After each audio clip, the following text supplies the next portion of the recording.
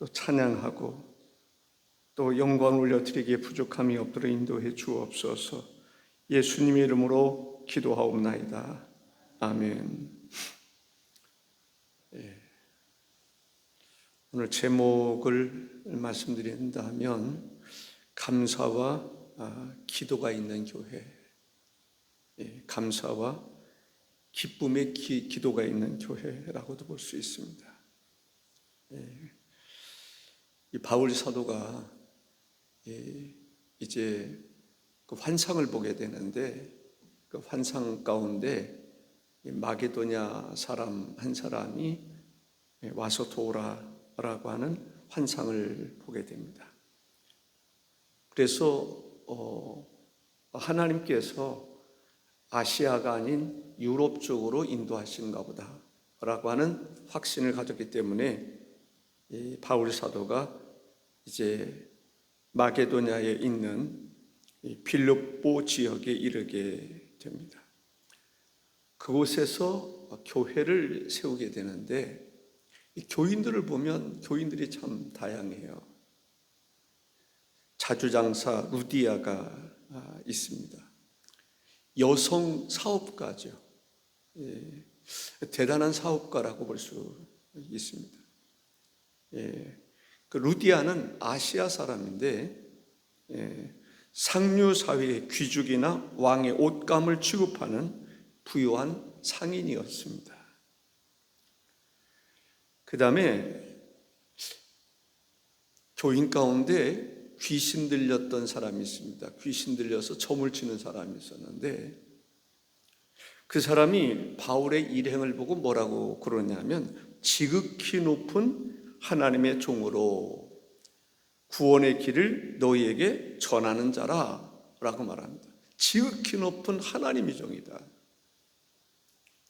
구원의 길을 너희에게 전하기 위해서 지금 온 사람이다 라고 얘기를 합니다. 그렇게 고백하게 한 것으로 볼 때 빌립보 교회의 교인이 되었다라고 생각을 합니다. 귀신을 쫓아내므로 감옥에 갇히게 됩니다.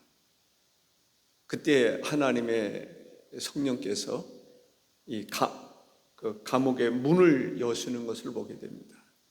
간수장이 이 죄수들이 도망간 줄 알고 스스로 자결하라고 할 때 바울과 실라가 우리가 도망간 것이 아니다, 여기에 그대로 있다라고 말합니다. 그때 간수장이 뭐라고 그러냐면, 우리가 어떻게 하여야 구원을 얻을 수 있습니까? 그러니까 주 예수를 믿어라, 그리하면 너와 내 집에 구원이 이를 것이다 라고 말합니다. 누가 교인이 됐습니까? 간수장이 교인이 됐습니다. 이 귀신 들린 사람은 헬라 사람이라고 이야기를 하고, 간수장은 로마 사람인 것을 알 수가 있습니다. 빌립보 교회는 이러한 것으로 볼 때 여성들이 또 강하게 활동했던 교회라고 볼 수 있습니다. 또 이방인들로 구성된, 이 바울은 물론 유대인이지만 거의 이방인들로 구성된 교회가 빌립보 교회였습니다. 이러한 빌립보 교회를 생각하면서 바울이 한 것이 뭐냐면, 첫째는 감사한 거예요. 내가 너희를 생각할 때마다 나의 하나님께 감사하며, 너희를 생각할 때마다 항상 빌립보 교회만을 생각할 수는 없겠죠. 그러나 빌립보 교회를 생각할 때마다 감사함이 있단 말이죠. 너희를 생각할 때마다 내가 너무 감사한 것이 많아 라고 이야기를 하는 것입니다.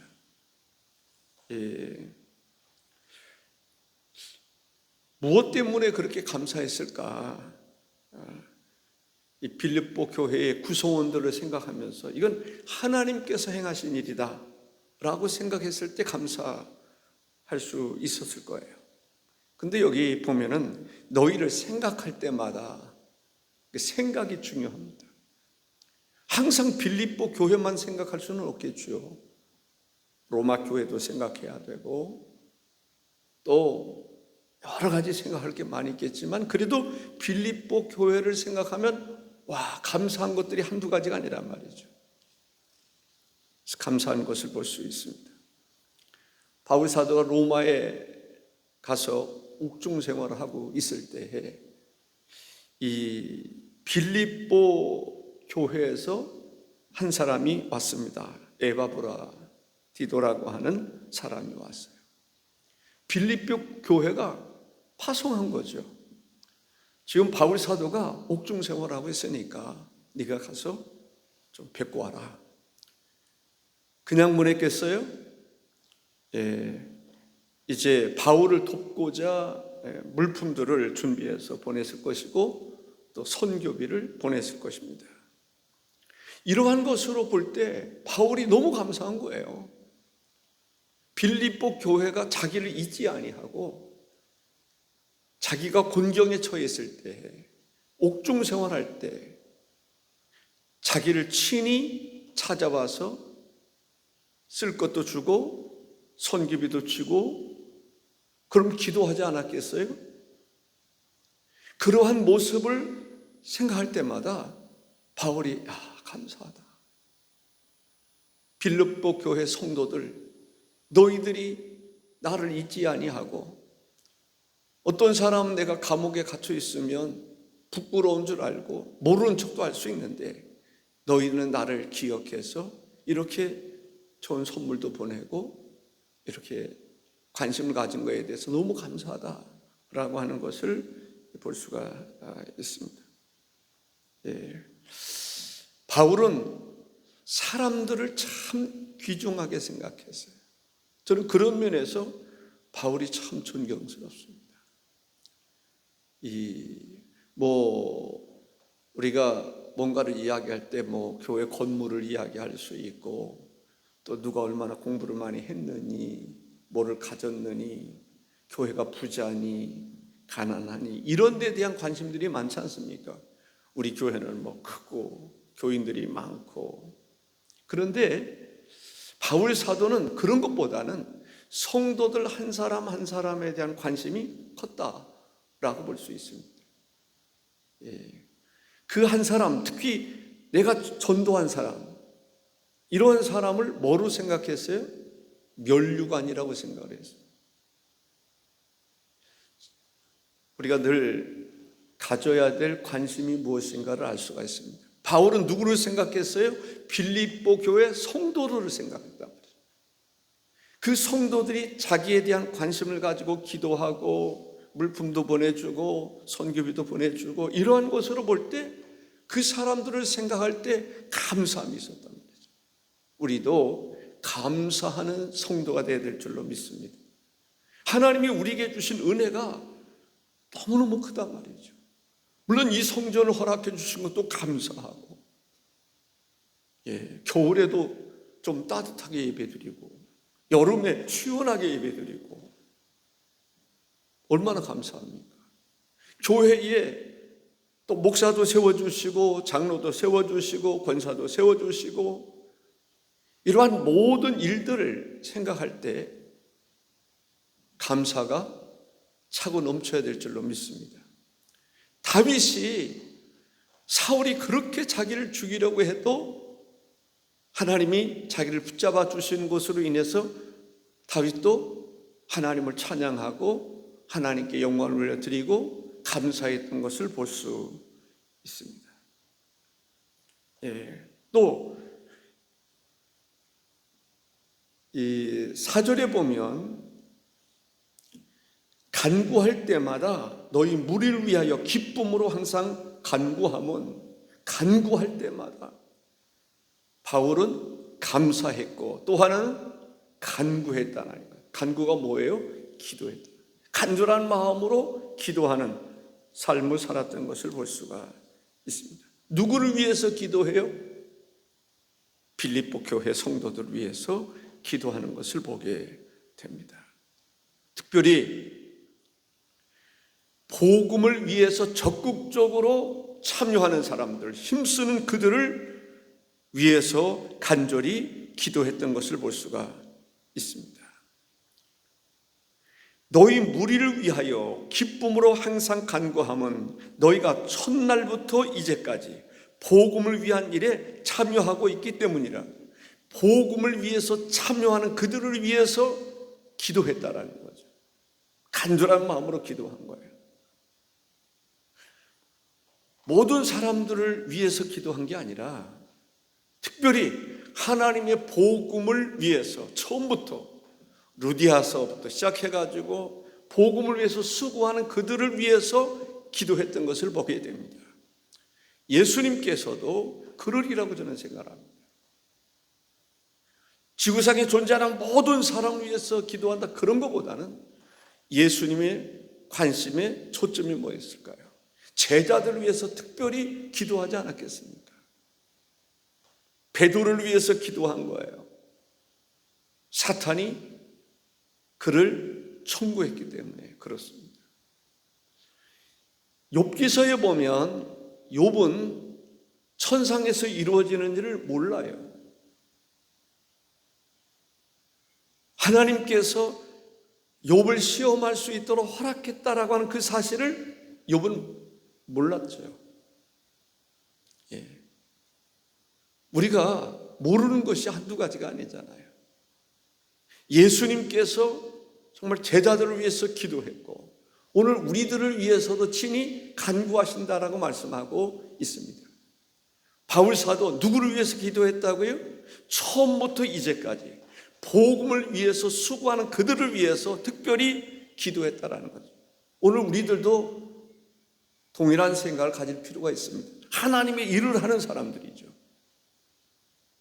그 사람들을 위해서 특별히 기도해야 된단 말이죠.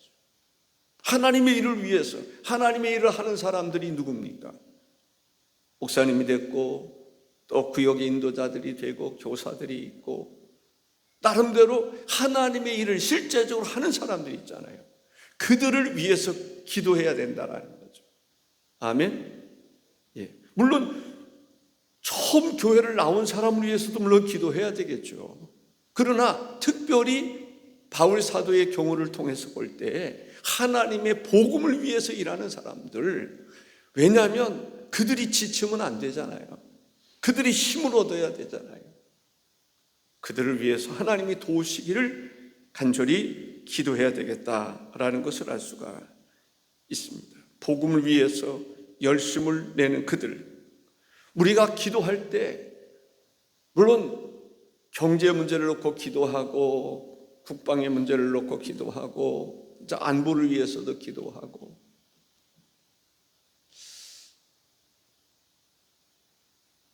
어떤 대통령의 위상을 위해서도 기도하고 각 세운 장관들이나 차관이나 모든 사람들 이들을 위해서 기도해야 되겠죠.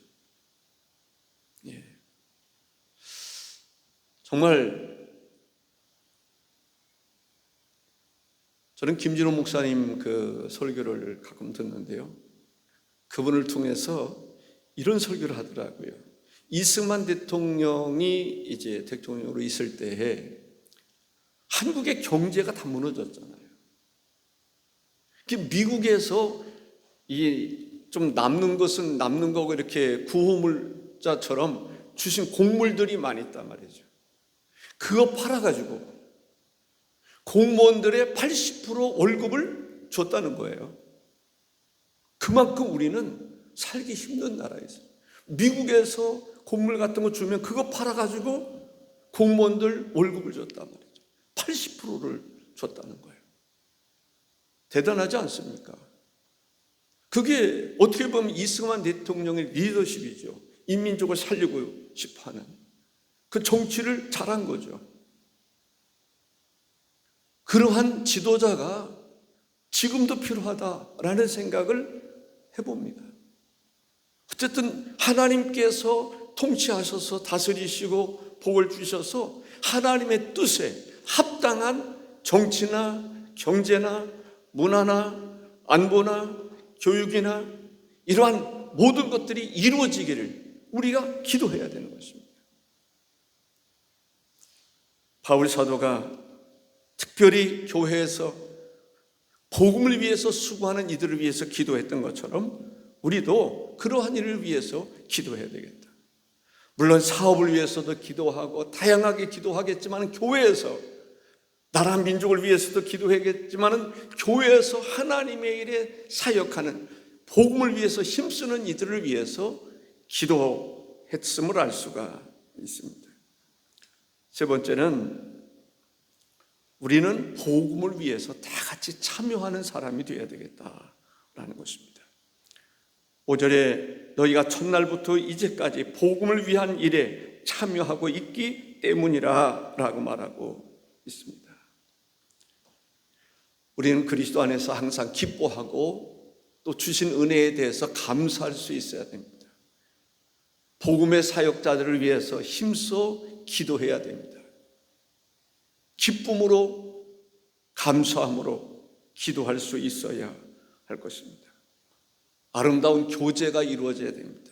교회 안에서 아름다운 교제가 이루어져야 됩니다.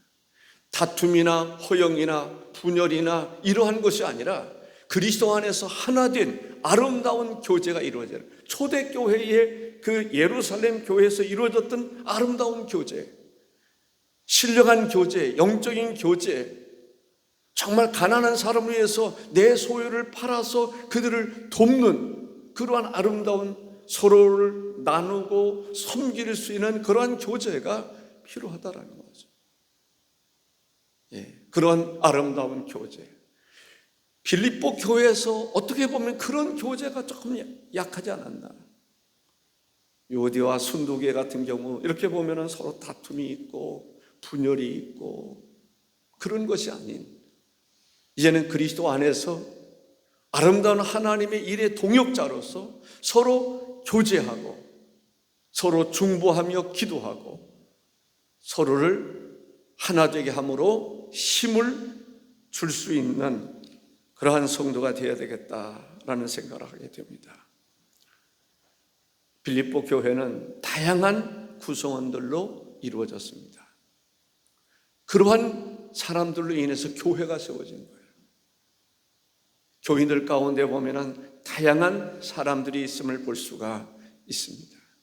그리스도 안에서 하나됨이 중요하다라는 거죠. 우리는 항상 감사하는 사람이 되어야 됩니다.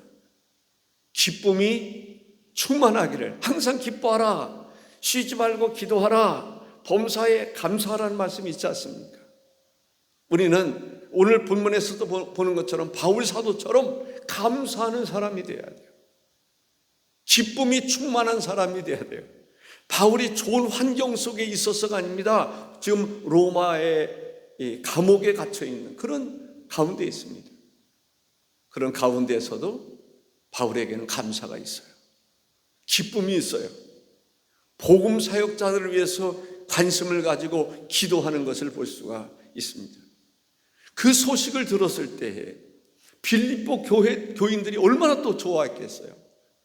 우리만 바울을 기억하고 있는 것이 아니라 바울 사도 여전히 우리를 위해서 기도하고 있구나. 하나님의 일을 하는 우리들을 위해서 기도하고 있구나. 이제 빌립보 교회에 대한 소식을 들었기 때문에 또 빌립보 교회를 위해서 더 깊이 있는 기도를 하게 되리라고 믿습니다. 우리는 복음을 위해서 헌신하는 성도가 되어야 될 것이고 복음에 다 같이 참여하는 성도가 되어야 될 줄로 믿습니다. 기도하겠습니다. 존귀하신